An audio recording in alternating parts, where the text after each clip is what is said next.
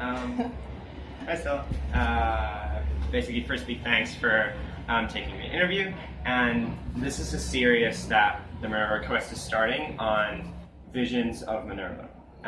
And so I wanted to start by asking you what you think in an ideal setting, a good balance of authority between students and the administration should look like.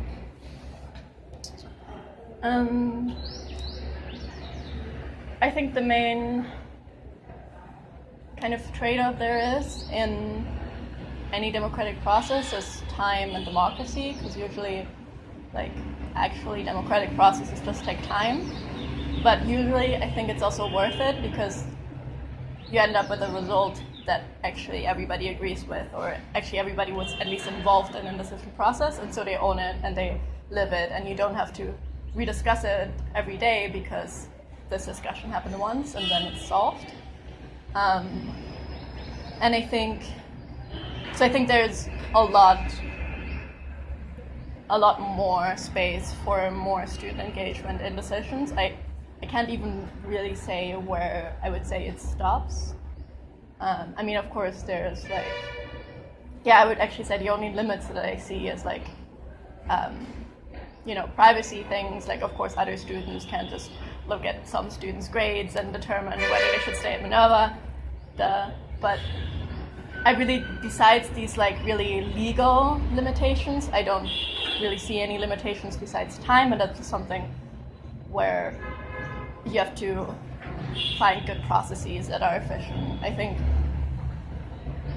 I tend to like the idea of a veto right, that students as a community would have a veto right to every decision, so that doesn't mean they necessarily have to be involved in every process, but that there was some referenda method that if administration decides on something that really goes against the majority of the student body, that they could put a veto against it, and administration would have to rediscuss it, probably with the involvement of students, to make sure it's not going to get vetoed again.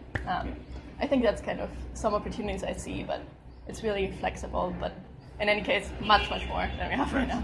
Yeah. And so, from what I got from you is that if there are those two elements of democracy and time, and democracy should be maximized, then you think that, to clarify this, the trade-off is how much time the students will be able to contribute to making those democratic decisions. Yeah.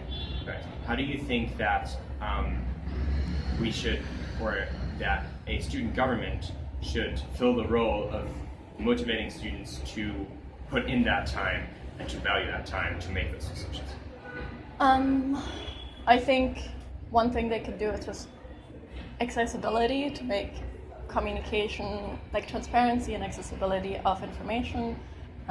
My dream is to have a platform that's not Facebook, where discussions would happen in a more structured, organized way,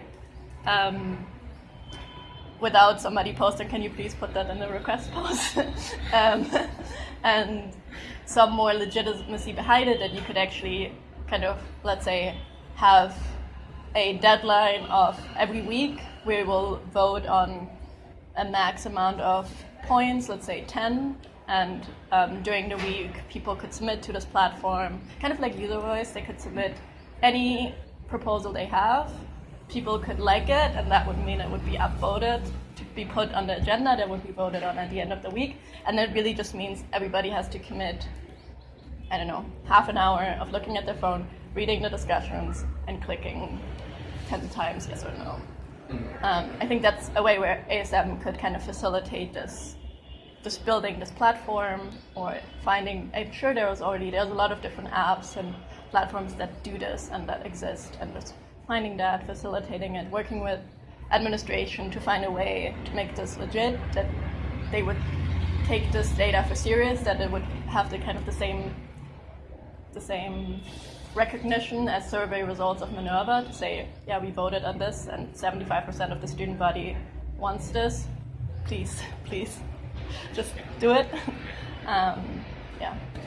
Would you argue that from that kind of democratic decision-making through such a platform, we would then pass on the implementation of it to the administration, or to what extent should students in an ideal version of this be involved in implementing their own ideas? I think that's also a point where ASM comes in, like where ASM should make sure that things are actually being implemented, which is a super big issue here, that people talk a lot but they don't do a lot. And so I think ASM could, for example, have the power to decide where this can be implemented best. So they could have the power to decide, okay, this really makes sense if faculty takes it on, if staff takes it on, or if students takes it on, and then make sure it's being kind of directed to work groups. I think work groups do have a lot of potential. There's also communication issues. They're also, I think they also require a better platform, at least with my board group. We just can't really find a good communication platform. It's really silly, but that's kind of what has kept it from happening. And yeah, kind of, I don't think ASM should implement it, but kind of oversee the implementation and kind of check back in with work groups and make sure that work groups have direct goals and don't just meet once a week to complain about everything that's wrong, because it just creates frustration and it doesn't bring the same.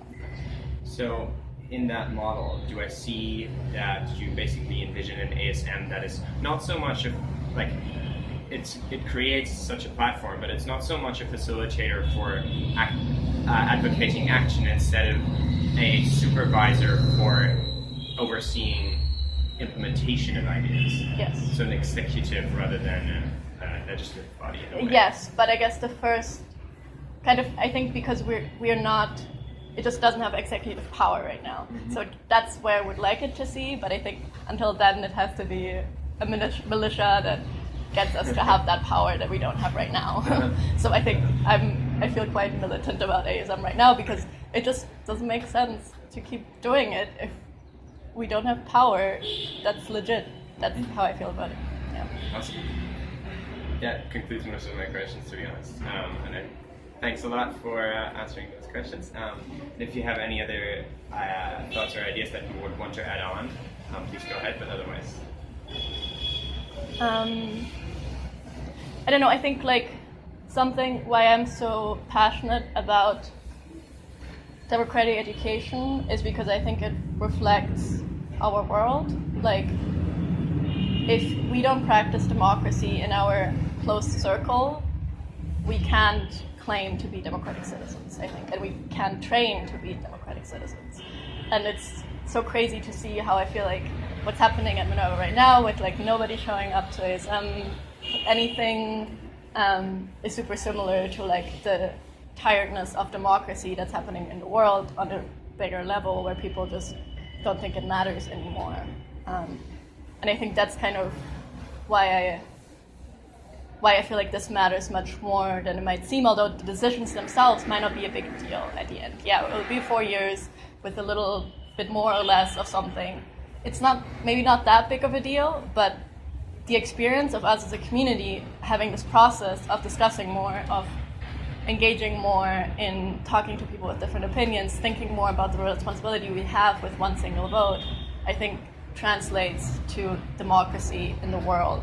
And I think especially Minerva wanting to be change makers, innovators, blah, blah, blah, it's crazy that we don't have that learning experience and that we don't think about us. Yeah, that we claim we want to be politicians in the future, but we don't connect with democracy in our day-to-day life. Thank